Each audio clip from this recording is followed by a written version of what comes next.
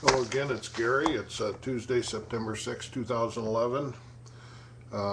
We talk about the Bible, and my website is jesuswillsaveyou.me, jesuswillsaveyou.me. You can contact me there. We're in Matthew chapter 24. We're just going through it one chapter, one verse at a time.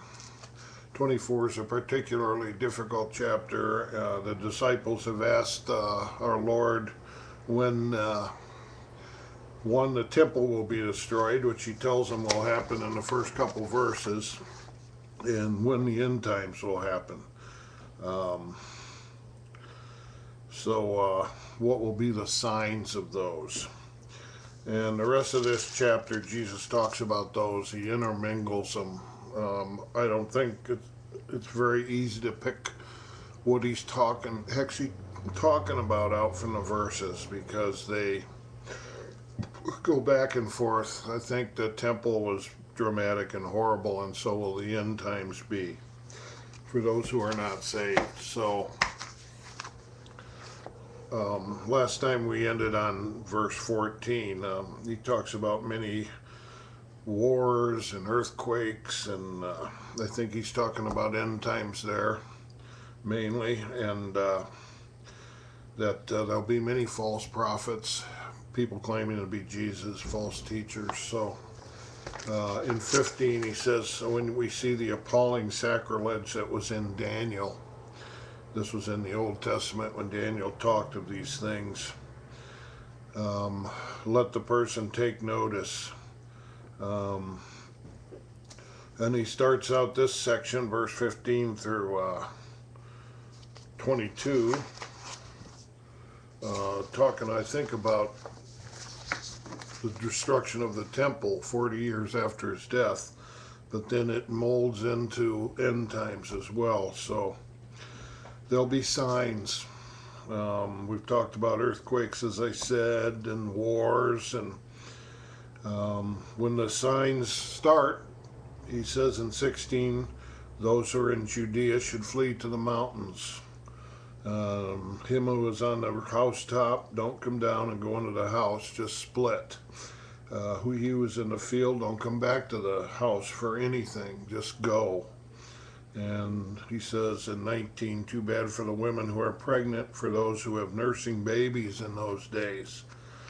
And pray that your flight may not be in winter or on a Sabbath. In 21, it's a key verse, for there will be great tribulation, affliction, distress, and oppression, such as has not been seen till now or will never be seen again.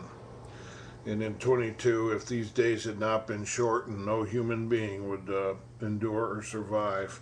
But for the sake of the elect, God's chosen, those days will be shortened. 15 to 22, it seems to start out to talk about the temple destruction, and then I think it gets into end times. I think they're dual purpose. The destruction of the temple was like a microcosm of the end times. The Romans went to war against the Jews, and according to the commentaries, a lot of the Christians got out, but a lot of people stayed in Jerusalem, and it was horrible because Titus, the Roman leader, surrounded the city, and the people thought that the big walls of Jerusalem and the temple would save them, but God had already said in the end of chapter 23 that he was forsaking them. Jesus had told them that their house is forsaken and desolate. It would be abandoned by God because of the way they acted, and they did not accept Jesus. So the Roman commander Titus surrounded the city and just starved the people out. It was quite horrible. He surrounded it for 5 months. Women who had children were in particular trouble. There were barbaric things that they had to do to stay alive. And pray that your flight may not be in winter or on a Sabbath, because they needed to go a long distance very fast, and Jews didn't believe in traveling very far on a Sabbath.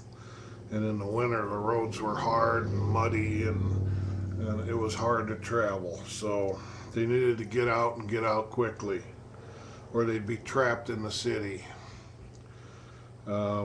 Great stress and tribulation has not been seen. I think we're back again maybe to end times, where you know, the end times are going to be real rough. We will get to that in Revelation, but there'll be a lot of suffering then. So I think he is pretty much talking about both situations. But in 22 there is a little hope. He will shorten the days for the sake of the elect, God's chosen ones. God's chosen ones are the Jews, and Jesus' chosen ones are the Christians. So the Christians and Jews will never be completely destroyed, and the days will be shortened for them. So God's watching over us, and He'll always give us the ability, us Christians, to handle the suffering, and because He'll cut it short. So that's good news. In 23, he goes back to talking about false messiahs and prophets. He says they will show great wonders. These false prophets will even be able to perform miracles, because the devil can do miracles. So they will deceive and lead many astray, and even some of God's people. If they say that Jesus is in the wilderness, don't go out there. If they say he's in a secret place or in an inner room, don't believe it. Jesus doesn't hide. Jesus isn't going to hide in the desert or in a secret room. Jesus will be right in the open. And that says that in 27. Because as the lightning flashes from the east across the sky, so will be the coming of the Son of Man. Wherever there's a fallen body, that's where the vultures will flock together. It'll be that clear. You see a bunch of vultures circling, you know there's a corpse. Jesus is not going to come sneaking in an inner room of a house or anything like that. Everyone's going to see him coming down through the clouds, and there'll be lightning, and he'll come with great light. So he's not going to be hiding, that's for sure. Another possible meaning of verse 28 is the AD 70 thing with the temple, where they starved the people, the vultures being the Romans, picking the corpses of all the Jews who starved to death in the city. So, and then in 29 he talks about immediately after the tribulation of those days, which now seems to be end times. The sun will be darkened, the moon will not shed its light, and the stars will fall from the sky, and the power of heavens will be shaken. And the Son of Man will appear in the sky, and all the tribes will mourn and beat their breasts and lament in anguish, because they will see him coming in the clouds of heaven with power and great glory. This is the final coming, the second coming of Christ, which hasn't happened yet. And Jesus is going to come back as a warrior, and it's going to be a little different from when he came before. He's going to be on a white horse, and the earth will end up being destroyed, and the heavens will be destroyed. A new earth will be created. Again, we'll be getting into that more.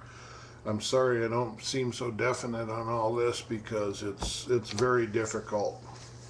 My opinion is, I know I'm going to heaven, and how it happens doesn't concern me. So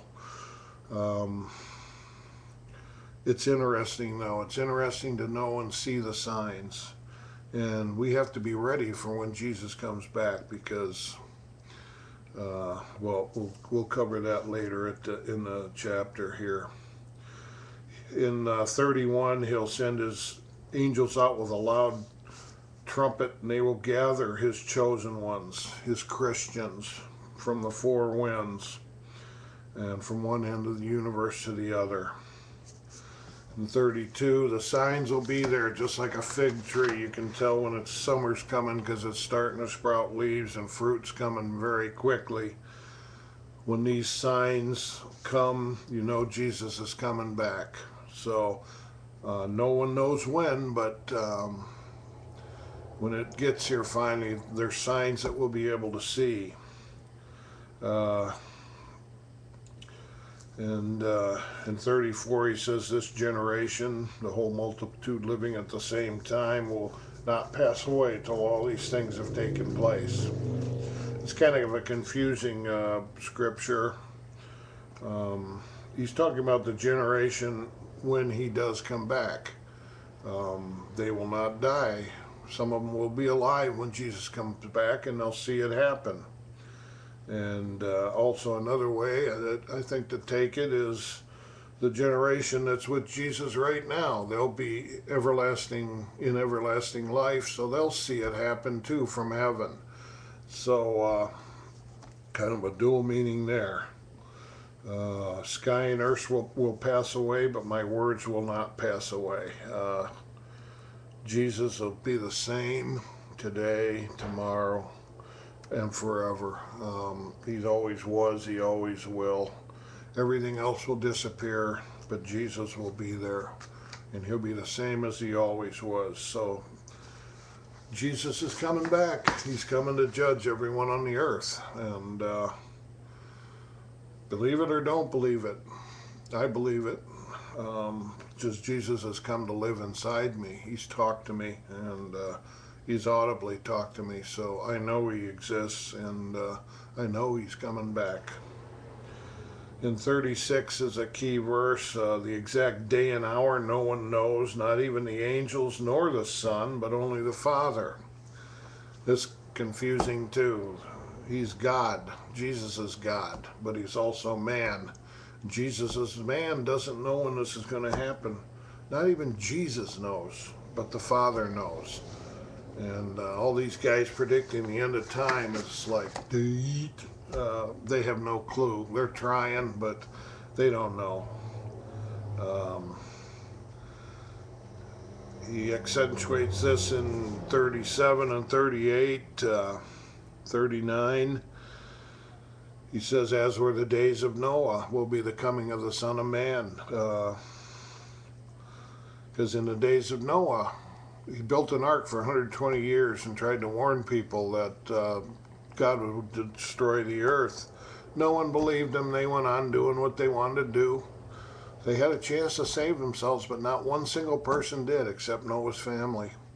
They went and did all their things, all their normal living, right up until it started raining, and it didn't stop, and then they all drowned. So we need to be ready. We need to understand that Christ is coming, and we need to keep our walk with God going well. We need to be ready to welcome Jesus Christ. Every day I consider it might be the day that he comes back. And so in verse 40, that two men will be in the field, one will be taken and one will be left. Two women grinding, one taken, one left. Says, therefore, give strict attention, for you don't know what kind of a day, whether a near or a remote one, your Lord is coming back. So some will go with Jesus, some will be left. It hints very definitely at what we call the rapture here. When Jesus does come, that people will just go right to heaven. The saved ones will disappear from the earth and just instantly go to heaven. And if that's your bus driver, you're going to crash. That kind of deal. So we always, as Christians, need to be on our guard. Don't backslide. Don't let our love die. Don't keep it together. Keep on fire for the Lord. And that's by keeping the pray that